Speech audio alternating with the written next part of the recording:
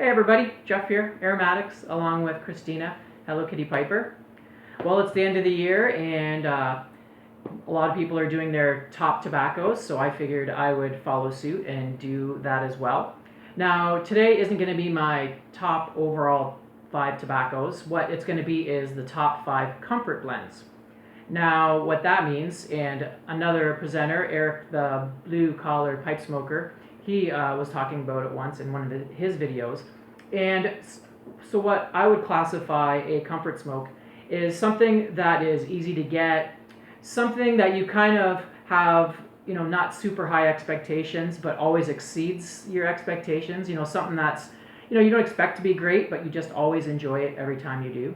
Like there's sometimes you have your favorite blend, or you have these blends that are unicorn blends, and you end up smoking them, and sometimes you just don't get that perfect smoke you're expecting.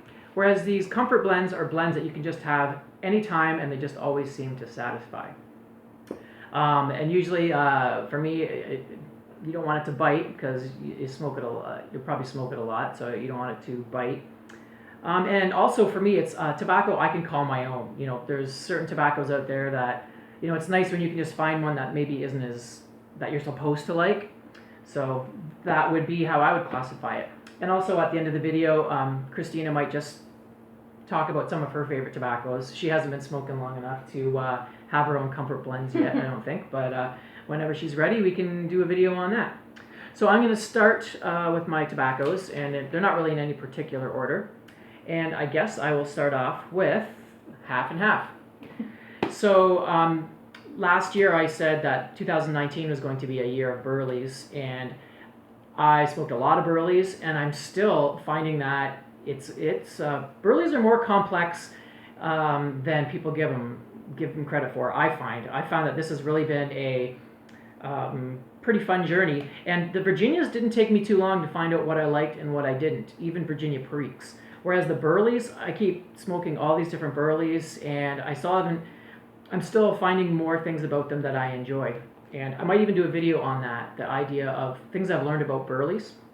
Anyway, half and half is one of those easy to get over the counter burleys that kind of surprised me. I did have it last year, and I didn't really smoke it that much. But then this year, since I was smoking more burleys, I just had pipe after pipe. It really hit me. Now this is one of those burleys of all the over the counter burleys that most people seem to like the least. But for some reason, well, not for some reason, I like it just because I can smoke it all the time, even when I'm walking, and puff away. I don't get tongue bite. And it's got a good combination of aromatic and burley.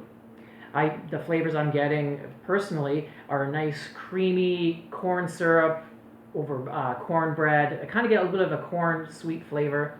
Yeah, definitely like a sweet bread or like sweet homemade bread. Yeah, and I just love that aromatic, but at the same time, you get a nice burly. It's like when you breathe it in, it kind of makes you almost want to cough, and not in a harsh way. Just you're smoking something.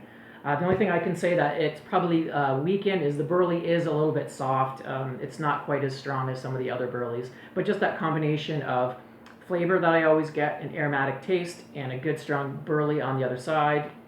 I really enjoy it. Great blend. I never expected to like it that much.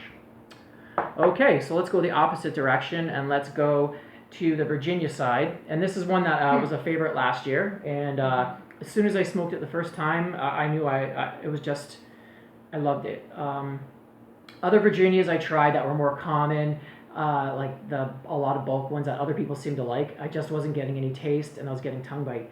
This one by Cornell and Deal opening night, I just tasted hay and sweet bread and a little bit of vinegar. Or was that the really aged opening night?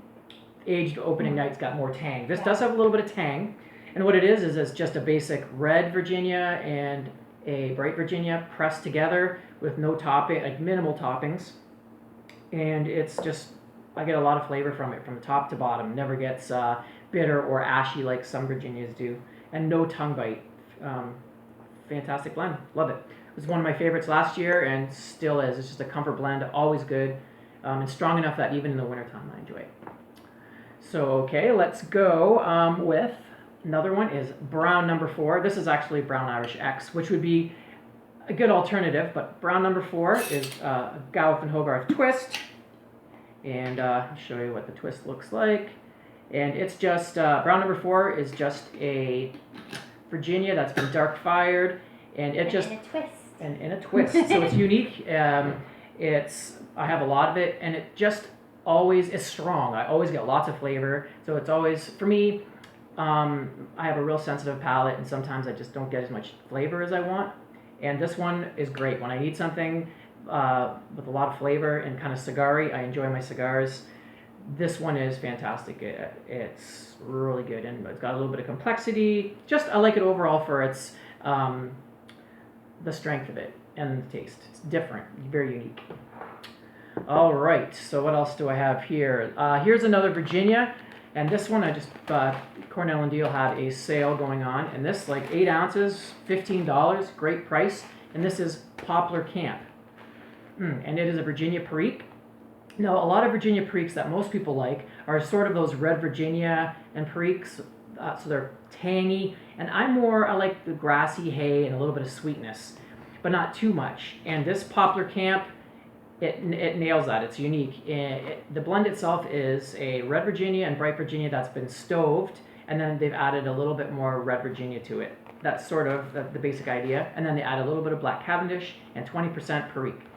So this would be kind of compared to Bayou Morning, but not really. In the same way that it has a lot of Perique, but it is, this one has a different taste. It's got a stoved, bready, sweet with a little bit of tang in there. It's pretty complex, but at the same time, it's really spicy. That's what I like about it is that Perique will just hit you and it's almost unbearable. But right before it gets unbearable, it'll ease off and you'll just get a nice, smooth, plain Virginia smoke. It just comes in and out.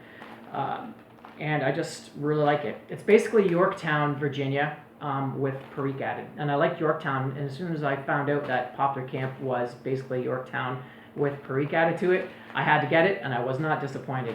Always great smoke, strong, great in the summer, maybe a little bit strong in the summer, but good in the winter and fall as well. I've been enjoying it all year round. And you can tell that you like it because he just ordered a huge bag of it. Yeah, and I already have a bunch. This is one I want to stock up. It's for life. I want to have Poplar Camp. It'll be not my favorite. I'm not saying it's the best Virginia Perique, but it's just one that's overall great. And I can call it mine. I don't know a lot of people out there that it's their favorite. So I like the fact that I can call it my own and kind of an underdog. An underdog, exactly.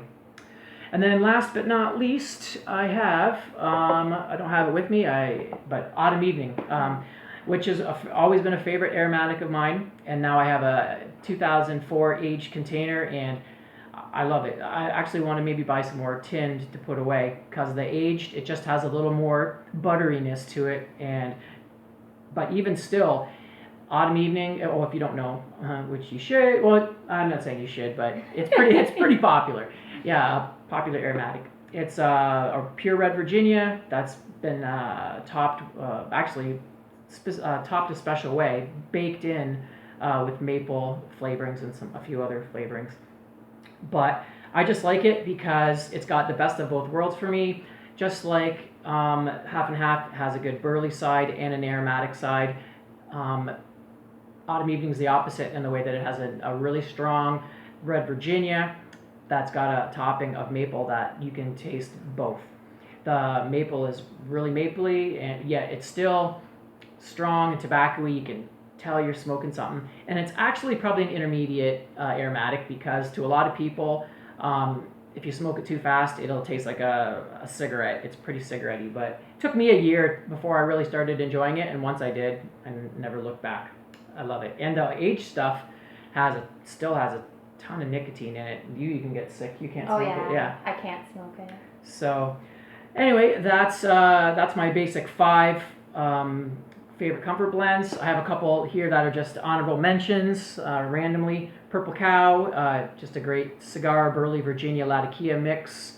Just a nice middle of the road. Not as strong as, say, Billy Bud, but just a great blend if I want a little bit of a burley Virginia with some cigar leaf. I haven't been smoking a lot of Englishes regularly, so I don't really have a comfort blend, but if there was one, I would probably say Engine 99 by Cornell and Deal. It's just a good mix of burley. It's got lots of Latakia as well as lots of Orientals. So if I'm in the mood for an Oriental blend as well, I'll go to this one.